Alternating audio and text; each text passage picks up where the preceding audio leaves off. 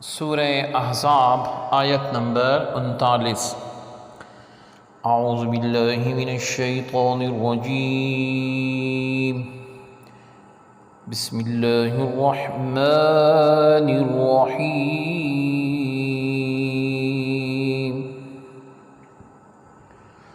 الذین یبلغون رسالات اللہ ويخشونه ولا يخشون أحدا إلا الله وكفى بالله حسيبا۔ لفظی ترجمہ ہے الذین، جو لوگ،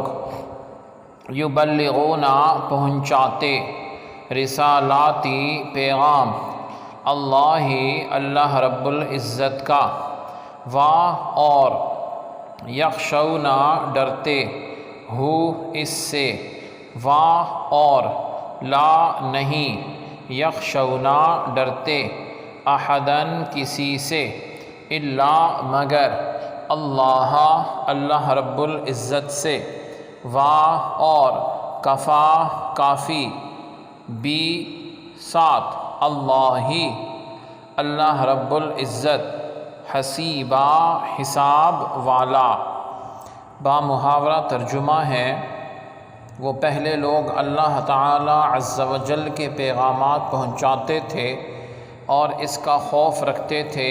اور اللہ کے سوا کسی سے نہیں ڈرتے تھے، اور اللہ رب العزت حساب لینے والا کافی ہے۔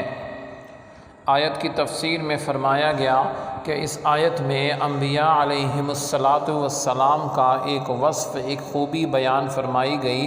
کہ وہ اللہ تعالی عز و جل کے پیغامات بندوں تک پہنچاتے ہیں اور اپنے ہر عمل میں اس سے ڈرتے ہیں، اور وہ اللہ تعالی عز و جل کے سوا کسی کا خوف نہیں رکھتے،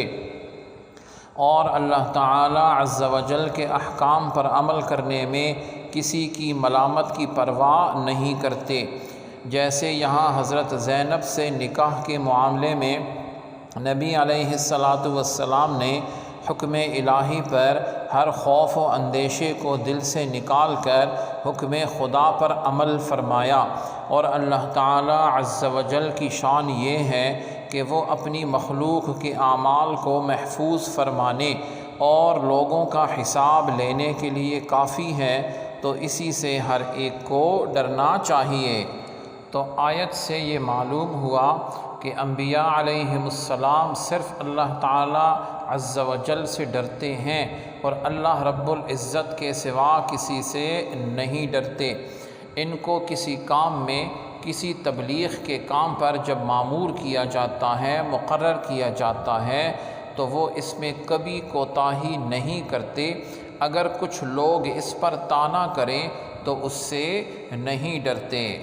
تو آیت سے یہ معلوم ہوا کہ صرف اللہ رب العزت کا خوف رکھنا اور غیر اللہ کا خوف دل سے نکال دینا انبیاء علیہم السلام کی سنت ہے، اور جو ایسا کرتا ہے اللہ رب العزت اس کی ضرور مدد فرماتا ہے، جیسا کہ ارشاد ہے وَمَن يَتَوَكَّلْ عَلَى اللَّهِ فَهُوَ حَسْبُهُ، اور جو اللہ رب العزت پر بھروسہ کرتا ہے اللہ رب العزت اس کے لیے کافی ہو جاتا ہے۔ سبحانک اللہم وبحمدک، اشہد ان لا الہ الا انت، استغفرک واتوب الیک، وصلی اللہ تعالی علی خیر خلقہ محمد وعلی آلہ واصحابہ اجمعین برحمتک یا ارحم الراحمین۔